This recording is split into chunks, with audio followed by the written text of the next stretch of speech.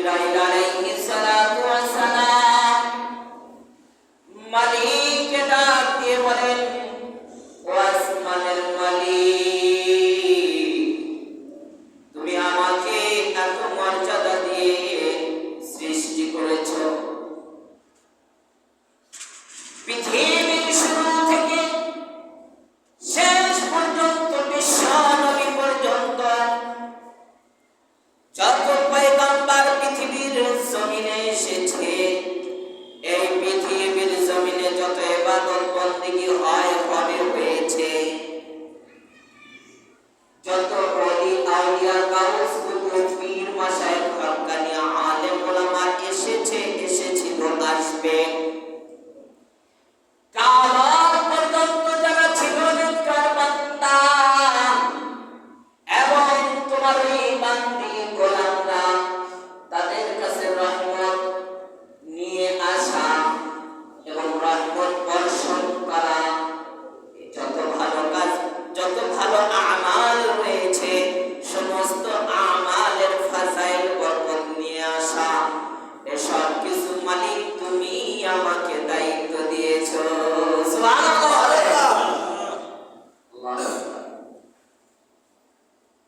মুসলমান ভাইরা আমার, একটু গবেষণা করেন, পৃথিবীর শুরু থেকে কিয়ামত পর্যন্ত সমস্ত ভালো কাজের দায়িত্ব দিলেন জিবরাইলকে, রূহ বের করার দায়িত্ব দিলেন আজরাইলকে, রিজিক বর্ষণের দায়িত্ব দিলেন মিকাইলকে, এবং পৃথিবী ধ্বংস এবং আবার হবে ইসরাফিল আলাইহিস সালাতু ওয়াস সালামকে দেওয়া হলো।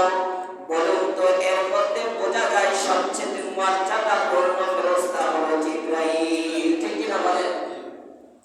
এত মর্যাদাপূর্ণ জিবরাইল একটা মাত্র আবদার করলেন, মালিক, সৃষ্টি থেকে আজ পর্যন্ত সর্বদাই তোমার মেসেজ এবং তোমার পয়গাম, তোমার ওহীর বাণী, এই বাণীগুলো তোমার আদেশে আমি পৌঁছিয়ে দেই।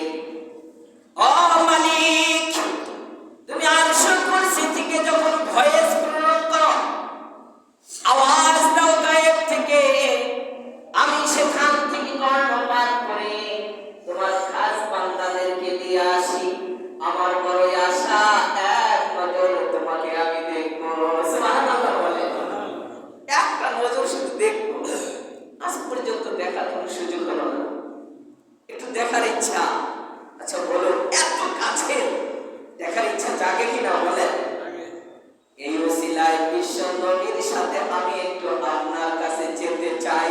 সুবহানাল্লাহ বলে, একটু যেতে চাই। রব্বে কারীম বলেন, না না না, এটা পার্সোনাল একটি বিষয়, আমার নবীর সাথে আমি কথা বলবো। বন্ধু বন্ধুর মধ্যে গোপন কিছু বিষয় থাকে, ঠিক কি না বলেন? বন্ধু বন্ধুর মধ্যে কিছু পাসওয়ার্ড থাকে, এই পাসওয়ার্ড তোমাকে বলা যাবে না, তোমাকে জানানো যাবে না, তোমার কাজেও আসবে না, তোমার কাজেও আসবে না।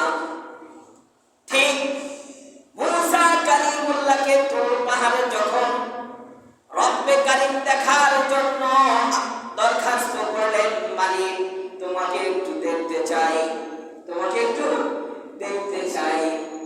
আমি দেখবই, আল্লাহ বললাম তাওয়ানি, দেখা যাবে না, দেখবই।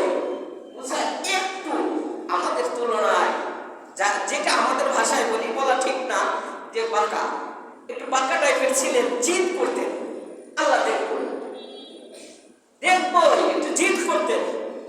গ্রামের ভাষায় আমরা ঝগড়া বলি, আসলে নবীদের ক্ষেত্রে ঝগড়া বলা যাবে না, কথোপকথনের ভিতরে জিদ করা, জিদ করতেন, আল্লাহ দেখবো। যেরকম সন্তান দেখবেন বাবার কাছে অনেক সময় মর্জি করে, জিদ করে, করে কিনা বলেন? একটু কথা বলেন। আমি কিছুক্ষণ আগে ময়মনসিংহ থেকে এসেছি প্রোগ্রাম করে, আপনার লাইভে অনেকেই দেখেছেন, একটু যদি কথা বলেন আমার জন্য সহজ হবে ইনশাআল্লাহ। জিদ করতেন, বাবার কাছে সন্তানে দেখবে একটু জিদ করে, এটা দিতেই হবে, আমার ঘড়ি প্রয়োজন, জামা প্রয়োজন, এরকম আছে কিনা? এইটা করতে গিয়ে বাবার সাথে একটু অনেক সময় দেখা যায় মনোমালিন্য হচ্ছে বা কথোপকথন একটু করা হয়ে যায়। আসলে এটা কোনো ঝগড়া ঠিক কিনা বলেন? এটা কোনো ঝগড়া না, আবদা দাবি যে আমি এভাবেই আদায় করে নেব, এটাই ভালোবাসা বলে দিয়ে দেয় বাবা এবং মা। কারণ হলো কলিজাটা থাকে তাদের বড় এবং ভালোবাসা, তার থেকে লক্ষ কোটি গুণ ভালোবাসা হলো আমার বাবার। বলেন না সুবহানাল্লাহ? আপনি একটু ঠিক করেন না, আপনি করেন, আমিও করি। আল্লাহ গুণটা মাফ করে দেন, দিতেই হবে, দিতেই হবে। দিবেন না কেন? আপনি রিজিক দান করুন, দিতেই হবে। এইভাবে একটু মালিকের কাছে চাই আমরা। মালিককে বলেন যে এইভাবে যদি জিদ করে, তখন আমি রাত মুস্কি হাসি দিয়ে বলি ওই বান্দার চাহিদাটা পূরণ করে দাও। বলেন না সুবহানাল্লাহ? আমরা জিদ করি কোথায়? যেখানে করা ঠিক না সেখানে করি, আর যেখানে করতে হয় সেটা জানি না, সেটা আমরা জানি না। মুসা জিদ করলেন দেখবই। আল্লাহ রাব্বে কারীম বলেন মুসা দেখা যাবে না, এই চর্মচোখ দিয়ে দেখার কোন শক্তি আমি দেই নাই। কিন্তু মুসা জিদ করলেন দেখতেই হবে। দূর পাহাড়ের মধ্যে রাব্বে কারীম বলেন মুসা তুমি যদি দেখতে চাও তাহলে দূর পাহাড়ে আসো, তোমাকে আমি একটু দেখাবো। ভাবতেছিলেন মুসা তাহলে তো আল্লাহকে দেখতে পাবো খুব সুন্দর ভাবে, ঠিক কিনা বলে? একেবারে কাছে থেকে দেখবো, আজকে খুব মজা লাগবে। আসলে মজার বিষয়, প্রেমিক প্রেমিকার বিষয়, এই জন্য মজার বিষয়। আমাদের ভিতরে তো ওই কলম আর ওই ঈমান আসে নাই যে আল্লাহ নাম নেওয়ার পর মজা পাই, এমন মজার এখনো কলম তৈরি করতে পারি নাই। এই জন্য আমাদের কাছে মজাও লাগে না। আল্লাহ শব্দটার ভিতরে যে কি মজা, এটা যদি জিহ্বা দিয়ে আপনি একবার উচ্চারণ করেন, মুখ দিয়ে উচ্চারণ করেন, যারা তাকওয়া আল্লাহর ওলি ছিল, যারা উচ্চারণ করেছে, তারা মুখ ভরে যায় মিষ্টির মতো। বলেন না সুবহানাল্লাহ? কিন্তু না, আমাদের মুখে আসে না, ওই পর্যন্ত আমি যেতে পারি নাই। আমার ঈমানটা পাক্কা হয় নাই, আমার ঈমানটা কি হয় নাই? পাক্কা হয় নাই। এই জন্য মুসা এত আনন্দ পেলেন যে আল্লাহ দেখা হবে। আমি ওইদিকে লম্বা আলোচনা যাব না, কিন্তু আল্লাহ রাব্বুল আলামিন, আল্লাহ রাব্বুল আলামিন তার যে নূর রয়েছে, ৭০,০০০ পর্দা রয়েছে, ৭০,০০০ পর্দা, নূরের পর্দা। এই নূরের পর্দার একটি পর্দা হাজার লক্ষ কোটি গুণ টুকরা টুকরা করলে যতটুকু হবে তার থেকে আবার হাজার কোটি গুণ সংক্ষিপ্ত ভাষায় বলি যে সূর্যের পিছন দিয়ে যে আমরা সুতা ঢোকাই, সহজ একবার সহজটা বলতেছি, যে সূর্যের পিছন দিয়ে যে আমরা সুতা ঢোকাই, এই ছিদ্রটা কতটুকু? একেবারে কম কিনা বলুন? এর থেকেও ছোট একটি ছিদ্রর মতো সেখান দিয়ে আল্লাহ রাব্বে কারীমের নূরে তাজাল্লি মুসাকে দিয়েছে। 1 ঘন্টা, 1 দিন, 5 মিনিট, না না না, আপনার সেকেন্ডকে 1000 ভাগ করার পর যতটুকু হবে সেকেন্ড, এই সেকেন্ডকে 1000 ভাগ করার পর তাফসীরে লিখেছে যে তার যতটুকু অংশ হবে এতটুকু অংশের সামান্য একটু নূরের ঝলক মুসাকে দিয়েছে। সুবহানাল্লাহ। সঙ্গে সঙ্গে মুসা কালিমুল্লাহ বেহুশ হয়ে জমিনে পড়েছে। আর একটা বহন করার শক্তি দিয়েছে ওই পাহাড়কে, যেখানে এখনো সেই নূরে তাজাল্লির একটি নিশানা পাওয়া যায় যারা সফর করে সেখানে। তাহলে আল্লাহকে দেখার সুযোগ যদি মালিককে না দেয়, আমি আপনি দেখতে পারবো না। এর মধ্যে শ্রেষ্ঠত্ব দিলেন বিশ্বনবী মুহাম্মদ রাসূলুল্লাহকে, অনুমোদন দিলেন, অনুমতি দিলেন, আসো বন্ধু তোমার সাথে আমি একটু কথা বলবো। বলেন না সুবহানাল্লাহ? নবীজি চলে গেলেন মালিকের সাথে দেখা করবে। আজকে পৃথিবীতে দেখা যায় যদি আমাদের দেশের প্রধানমন্ত্রী আসে অথবা বর্তমান প্রধানমন্ত্রী এলাকার ভিতরে যারা প্রশাসনে থাকে, সরকারি পদমর্যাদায় থাকে, এরাও যদি আসে, এক্সাম স্বরূপ যদি কোনো কাউন্সিলর আসে, আমরা কিন্তু তাকে দেখে একটু কম্পিত হয়ে যাই। এই কম্পিত হলো অনেক সময় সম্মানের জন্য, ঠিক কিনা বলেন? আমাদের এলাকার কাউন্সিলর, চেয়ারম্যান, তার সাথে একটু সুন্দরভাবে কথা বলতে হবে, তার সাথে আচরণ সুন্দর করতে হবে। বাদশার চেয়ারম্যানের চেয়ারম্যান তাবারাকাল্লাযী বিয়াদিহিল মুলক, পবিত্র সত্তা যার হাতে ক্ষমতা, আল্লাযী রব্বে কারীম যেই রব সমস্ত জিনিসের উপরে শক্তি রাখেন, আলা কুল্লি শাইইন কাদির, সমস্ত জিনিসের উপরে শক্তি রাখেন, সেই মালিকের সাথে দেখা করবে বিশ্বনবী। কি নিয়ে যাবে, কেমনে কথা বলবে, এই জন্য বিশ্বনবী নিজের জবান থেকে আল্লাহকে সম্বোধন করে, মালিককে সম্মান দেওয়ার জন্য, বন্ধু বন্ধুকে গিফট দেওয়ার জন্য নিজের জবানে বললেন আত্তাহিয়াতু লিল্লাহি ওয়াস সালাওয়াতু ওয়াত তাইয়্যিবাত। যা প্রশংসা হয়েছে, যা হবে, কিয়ামত পর্যন্ত যা আসবে তার অভিবাদন সালাম। আল্লাহ রাব্বুল আলামিনকে বললেন, ও মালিক, তোমার জন্য লিল্লাহি, শুধুমাত্র তোমার জন্য যা প্রশংসা হয়েছে, হবে সবকিছু, ইবাদত বন্দেগী সবকিছু তুমি মালিকের জন্য। সুবহানাল্লাহ বলেন। এটা মালিককে বললেন বিশ্বনবী যাওয়ার পর। আল্লাহ রাব্বুল আলামিন এই চমৎকার একটা বাক্য, আমরা তো অর্থ জানি না, যার কারণে আমাদের ওই পর্যন্ত বুঝে আসে না। কি একটা চমৎকার শব্দ বলেছেন, আত্তাহিয়াতু লিল্লাহি ওয়াস সালাওয়াতু ওয়াত তাইয়্যিবাত।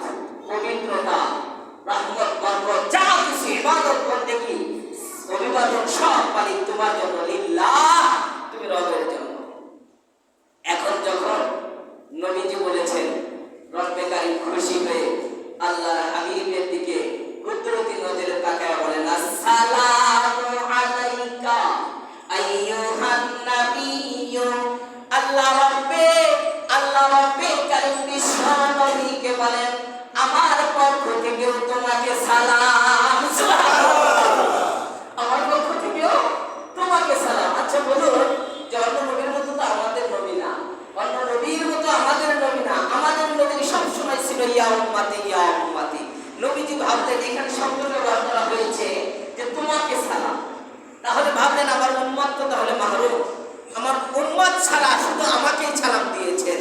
এই জন্য বিশ্বনবী একটা আবদার করলেন যে শুধু আমাকে সালাম দিলে তো হবে না, আমার যে গুনাহগার উম্মত রয়েছে তারা কি করবে? তারা অসহায় হয়ে পড়বে। আর তাদেরকে নিয়ে আমি কি করবো? আমার নবী যদি না, আমার উম্মতই যদি না থাকে, আমার নবী হয়ে লাভ কি? বলুন না কথা না। আমার দেশে যদি না থাকে, দেশের সার্বভৌমত্ব যদি না থাকে, এ দেশের সরকার আর চেয়ারম্যান মেম্বার হয়ে লাভ কি? ঠিক কিনা বলেন? দেশের সবকিছু ধরে রাখার জন্যই দল ক্ষমতায় এসেছে, সবকিছু বজায় রাখার জন্য। তারাই যদি নিরাপদে না থাকে, তাহলে আমার তো থাকার যুক্তি আসে না। এমনটাই কথা আর কি। এই জন্য নবীজি বললেন, আল্লাহ রাব্বুল আলামিনকে বললেন, আমাকে সালাম দিয়েছে রাহমাতুল্লাহ, রহমতের জন্য দোয়া করেছে, বরকতের জন্য দোয়া করেছে। তিনটা শব্দ বলেছে এখানে, আসসালামু আলাইকা আইয়ুহান নাবিয়্যু ওয়া রাহমাতুল্লাহি ওয়া বারাকাতুহু। আল্লাহর নবীকে বলেন, তোমাকে সালাম দিলাম, শুধু সালাম নয়, আমি রবের পক্ষ থেকে রহমত দান করলাম, শুধু রহমত নয়, ওয়া বারাকাতুহু, তোমাকে বরকত দিয়ে দিলাম। রব্বে কারীমের কাছে বিশ্বনবী বলেন, না না না, শুধু আমাকে সালাম আর রহমত আর বরকত দিলে হবে না, আমার ওই গুনাহগার উম্মত সহ দিতে হবে। বলেন না সুবহানাল্লাহ। নবীর জবানে বলেন, আসসালামু আলাইনা। না না শব্দের অর্থ হলো আমার যত উম্মত রয়েছে সমস্ত উম্মতের জন্য সালাম রহমত বরকত দিতে হবে। ওয়া আলা ইবাদিল্লাহিস সালিহিন। যারা নেককার হবে, যারা বদকার হবে না, নেককার হবে, তোমাকে বিশ্বাস করে, তুমি রবকে বিশ্বাস করে, আসমান জমিনের মালিক হিসাবে বিশ্বাস করে, আমি নবীকে নবী বলে স্বীকার করে, আপনি বলুন যে তাদেরও রহমত, তাদেরকেও সালাম, তাদেরকেও আমি বরকত দিয়ে দিলাম। বলেন না সুবহানাল্লাহ। এটা হলো দাবি। এখন জিবরাইল আলাইহিস সালাম নিচে থেকে শুনলেন দুজনের কথাবার্তা, ওহীর মাধ্যমে জিবরাইল শুনতেছেন। জিবরাইল সমস্ত ফেরেশতাদেরকে ডাক দিয়ে বলে, দেখো না তারা বন্ধু বন্ধু কি সুন্দর সুন্দর চমৎকার কথা বলে, আর আমরা কি করি? আমাদের তো একটা কিছু বলা দরকার। আল্লাহ বলেছে, আল্লাহকে সালাম দেওয়া হলো, আল্লাহ আমার নবীকে সালাম দিলেন, কি সুন্দর চমৎকার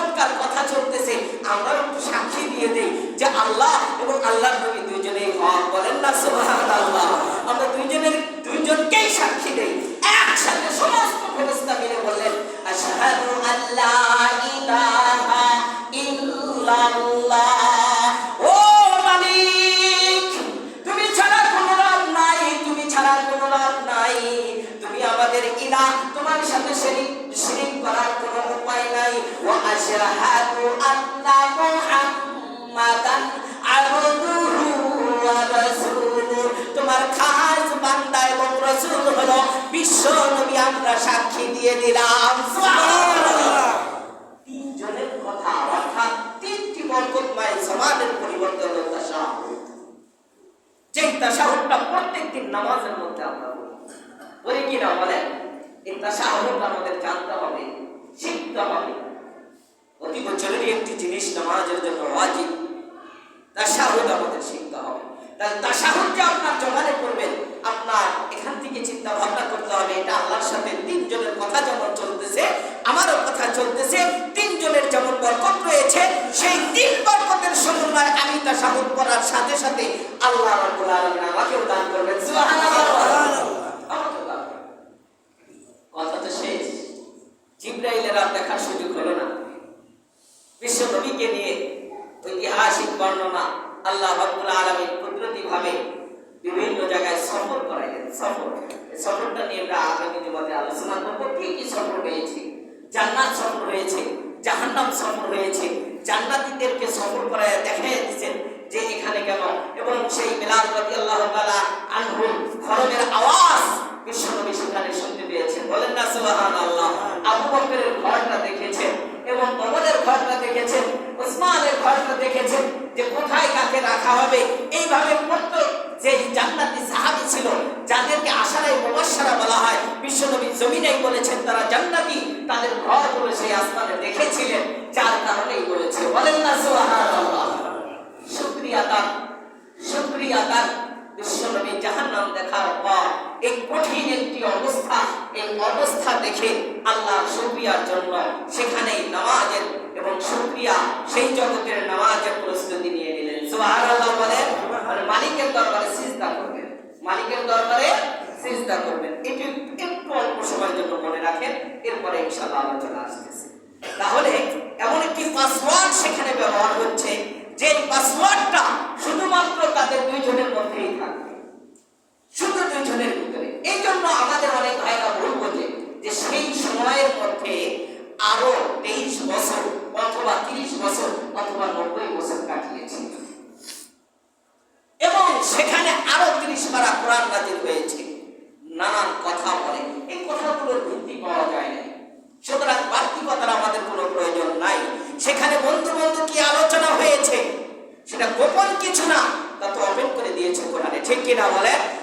নবীজি তো বলেছেন আল-ইয়াউমা আকমালতু লাকুম দীনাকুম। এই কথার উপর বিশ্বাস রাখেন যা আল্লাহ তাকে বলার জন্য অনুমোদন দিয়েছে, যা উম্মতের জন্য বলেছে, কোন একটা হরফ আল্লাহ নবী গোপন করেন নাই। সুবহানাল্লাহ বলেন। আপনি যদি গোপন বলেন তাহলে তো সেখানে একটা জিনিস বোঝা যায়, কিছু জিনিস নবীজি আমাদের থেকে লুকোচুরি করেছে, ঠিক কি না বলে? এটা কি বলা যাবে? ঈমান থাকবে না। লুকোচুরির সুযোগ নাই এখানে। যা বিধান দিয়েছে তা পঙ্খানুপঙ্খানুভাবে বিদায় ভাষণে বিশ্বনবী বলেছেন আমি সব পৌঁছিয়ে দিয়েছি। সুবহানাল্লাহ বলে। এখন খুশি হয়ে অনেক দেখানোর পর, দেখানোটা নিয়ে গত আগামী জুমাতে আলোচনা করব। এখন দেখানোর পর যে সর্বশেষ বিষয়, যে গিফটটি দিয়েছি নবীজি সাল্লাল্লাহু আলাইহি ওয়াসাল্লাম কে স্পেশাল একটি গিফট দেওয়া হয়েছে। অন্যান্য নবীদের শরীয়তগুলো জিবরাইলের মাধ্যমে পৃথিবীর জমিনে আল্লাহ রাব্বুল আলামিন মেসেজ স্বরূপ প্রেরণ করেছেন। আমাদের শরীয়তটা শুধুমাত্র পৃথিবীতে জিবরাইলের মাধ্যমে আসে নাই, সরাসরি আসমানে বিশ্ব নবীকে নিয়ে সাক্ষাতে শরীয়তের বিধান দিয়েছেন। সুবহানাল্লাহ বলে।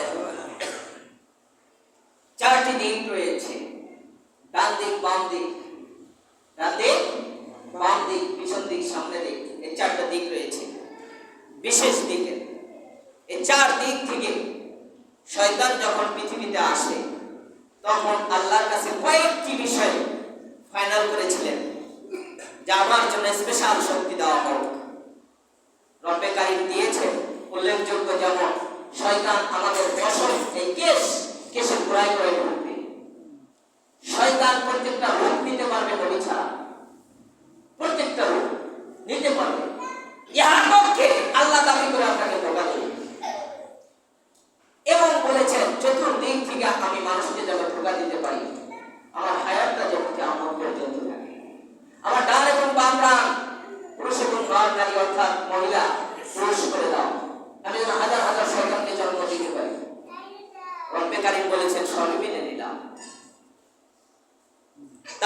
লিখেছে শয়তান যদি এই রান আর এই রান দুটো এক জায়গায় বাড়ি মারে সঙ্গে সঙ্গে 70,000 শয়তান পয়দা হয়। ছোট শয়তান। এই জন্য ইবলিস শয়তান তো লিডার শয়তান, সব জায়গায় কাজ করে না, তার চালাবেলা দিয়ে কাজ করে। এইভাবে শক্তি দিয়েছে। দেওয়ার পর শয়তান মুস্কি হাসি দিয়ে বলে এবার দেখা যাবে যে আমার রাস্তায় কে আসে আর তোমার রাস্তায় কে যায়। আল্লাহ রাব্বুল আলামিন বলেন তোমাকেও আমি সৃষ্টি করেছি, তোমার পর যেখানে শেষ হয়ে যাবে আমার পর শুরু হয়ে যাবে। সুবহানাল্লাহ বলেন। তোমাকে শক্তি দেওয়া হলো, বাম সাইড থেকে বান্দাকে ধোঁকা দেওয়া হবে, ডান সাইড থেকে ধোঁকা দেওয়া হবে, সামনে থেকে ধোঁকা দেওয়া হবে, পিছন থেকে ধোঁকা দেওয়া হবে। তুমি মনে রেখো দুইটি দিক আছে তোমাকে জানানো হয় নাই। সুবহানাল্লাহ বলে। এক নম্বরে হলো ওই গুনাহগার বান্দা তোমার ধোঁকায় পড়ে চতুর্পাশের ধোঁকায় পড়ে গুনাহ করতে থাকবে আর ওই বান্দাটা যখন আমার দেওয়া পাসওয়ার্ডে সে জমিনে সিজদা করবে আর বলবে সুবহানা রাব্বিয়াল আলা সুবহানা রাব্বিয়াল আযীম আর তওবা করবে আর আমার ওই আসমানের দিকে তাকায়া দুটো হাত উঠানোর পর বলবে মালিক গো তুমি আমাকে মাফ করে দাও। উপর আর নিচ এই দুইটা দিক আমি বান্দার জন্য স্পেশাল করে দিলাম। যখন সিজদা করবে আর হাত উত্তোলন করবে আমি মালিক ঘোষণা করে দিলাম ওই বান্দার চোখের পানি জমিনে পড়ার আগে তোমার সমস্ত শক্তির গুনাহগুলো সেকেন্ডে মাফ করে দিব। সেকেন্ডে মাফ করে দিব। এই দুইটা দিক শুধু আমাদের জন্য। দুইটা দিকের প্রধান একটা দিক হলো নামাজ। নামাজ হলো প্রধান দিক।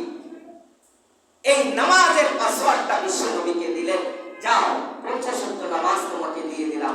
50 নামাজ পড়ার পর কি খুশি বিশ্বনবী দৌড়ায় চলে আসছে। সপ্তম আসমানে যখন দেখা হয়, বিভিন্ন ষষ্ঠ আসমানে যখন মুসা কালিমুল্লাহর সাথে দেখা হয়ে গেল, খুশিতে যাচ্ছে। আর মুসা ডাক দিয়ে বলল যে বিশ্বনবীকে বলতেছেন আখিরি জামানার শ্রেষ্ঠ নবী কি পেয়েছেন আল্লাহ থেকে? ওই এমন জিনিস পেয়েছি 50 নামাজ, কি খুশি।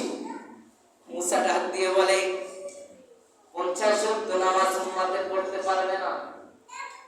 আমার জামানায় 3 ওয়াক্ত নামাজ ছিল। কয় ওয়াক্ত? কথা বলুন। 3 ওয়াক্ত। এরপরে উম্মতে পড়ে নাই। আপনার জামানার উম্মত হবে দুর্বল, 50 নামাজ তারা আদায় করবে না। মালিকের দরবারে একটু যা বলুন, আবার একটু বলুন 50 নামাজ থেকে কমানো যায় কিনা। বিশ্বনবী চলে গেলেন। যাওয়ার পর আল্লাহ রাব্বুল আলামিন 5 ওয়াক্ত কমিয়ে দিলেন 45। আবার আসছেন একই কথা, আবারও চলে গেলেন 5 ওয়াক্ত কমে গেল। 9 বার যাওয়ার পর 45 ওয়াক্ত নামাজটা কমে গেল। কমে যাওয়ার পর আর 5 ওয়াক্ত নামাজ। তাফসীরে বলেছে বিশ্বনবী মুসার দিকে তাকায়া বলে ও ভাই মুসা কালিমুল্লাহ, রবের দরবারে গিয়ে আবার কমানোটা আমার জন্য লজ্জাজনক। আমার জন্য লজ্জাজনক। আচ্ছা এটা কলবে এসেছে নবীজি, আল্লাহ জানেন কিনা বলেন? আল্লাহ তো জানেন। গায়েব থেকে বলেন ও আমার হাবিব, আমার কাছে আসতে হবে না, তোমার মনের কলবের বিষয়টা আমি বুঝতে পেরেছি। তোমার উম্মতেরা যদি 5 ওয়াক্ত নামাজ ভালো করে পড়ে আমি রব সাক্ষী দিলাম ওই পাশের সাথে একটা শূন্য বসায় 50 ওয়াক্ত নামাজের সব তোমার আখির জামানার উম্মতের জন্য লিখে দিব। একটা মাত্র সিজদা না করার কারণে,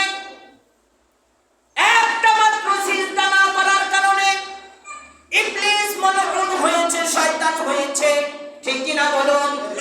একটা মাত্র সিজদা, শুধু আল্লাহর আদেশ ছিল সিজদা করো, সিজদা করে নাই। এখন একটু বুকে হাত দিয়ে বলুন কত সিজদা আপনি করেন না? একটু বলুন। সে যদি শয়তান হয়ে যায় এক সিজদার কারণে, আমরা কত সিজদা করি রে? আজকে ফজরের নামাজ, অনেকে জোহরের নামাজ, জুমা এই জন্য এসেছি, আসলে ব্যস্ত, মাগরিবে অফিস, এসার সময় স্ত্রী, আহালিয়া, সন্তান, বাজার ঘাট, সময়টা কোথায়? সময়টা কোথায়?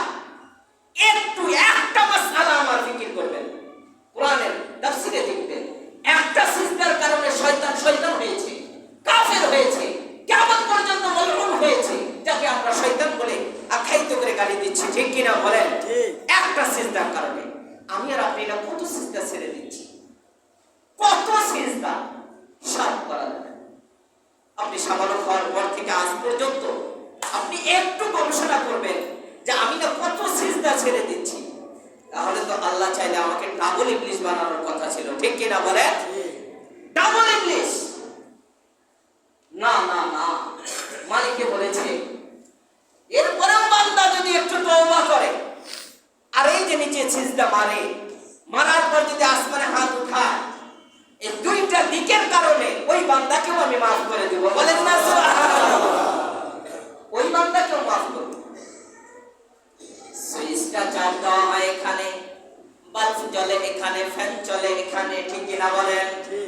দুনিয়ার একটি ইলেকট্রিসিটির বিষয় এটা। এখান থেকে চাপ দিলে আমরা কত কিছু দেখতে পাই, কত কিছু চলে অফিস আদালতে, স্যাটেলাইটে অনেক কিছু দেখা যায়, ঠিক কিনা বলেন?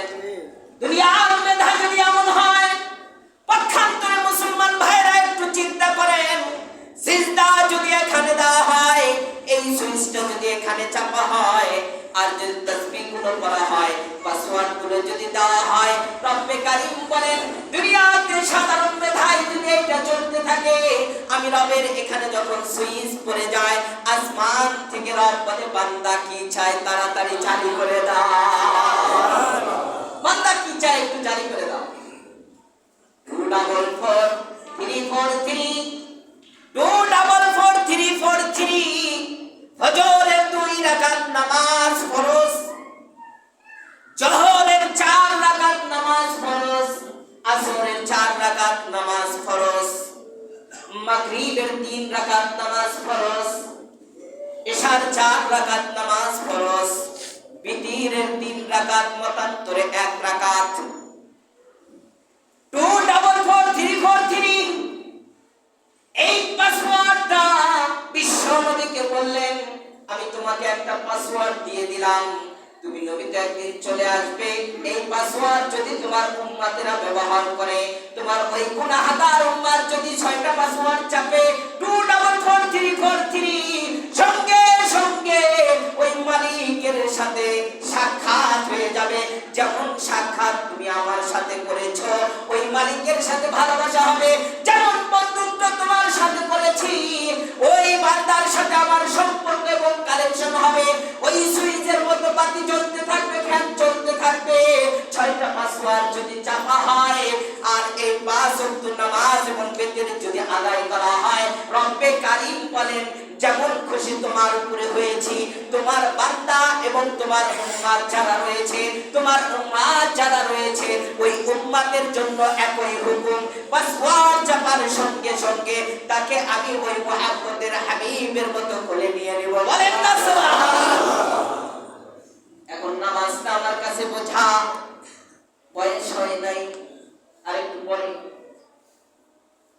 আপনি কি বলতে পারবেন যে আর 10টা মিনিট আপনার হায়াত আছে? বলতে পারবেন কেউ? বলেন, বলতে পারবেন? নামাজ চুরি করিস, নবীজি বলেছেন সবচেয়ে বড় চোর হলো নামাজ চোর।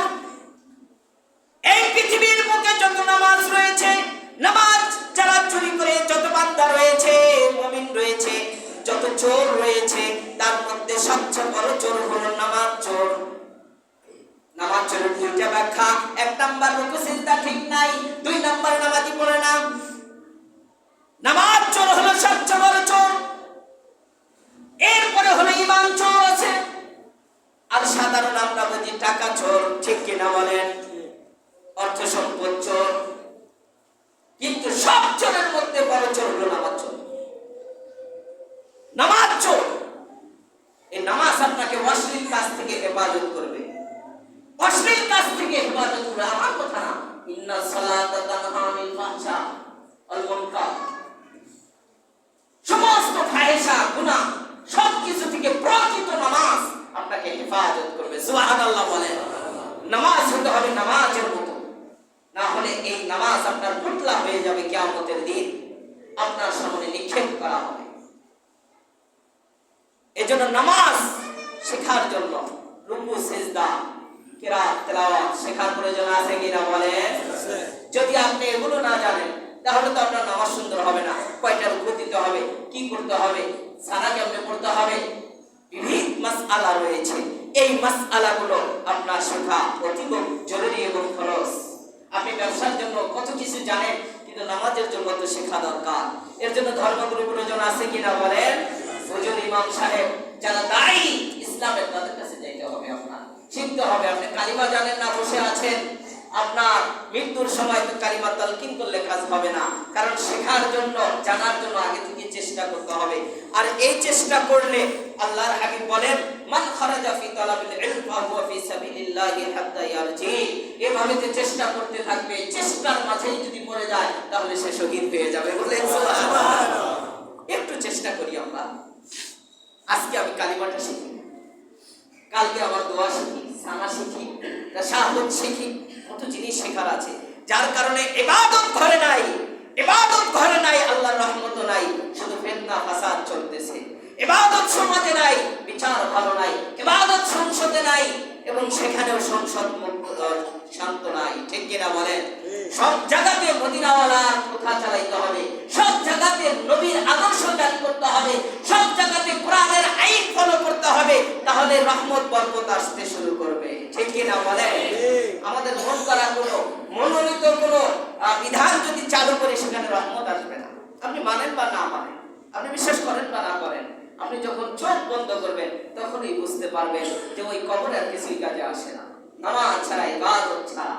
আল্লাহ রাব্বুল আলামিন আমাদের বেশি বেশি করে ইবাদত বন্দেগীর মধ্যে মনোযোগী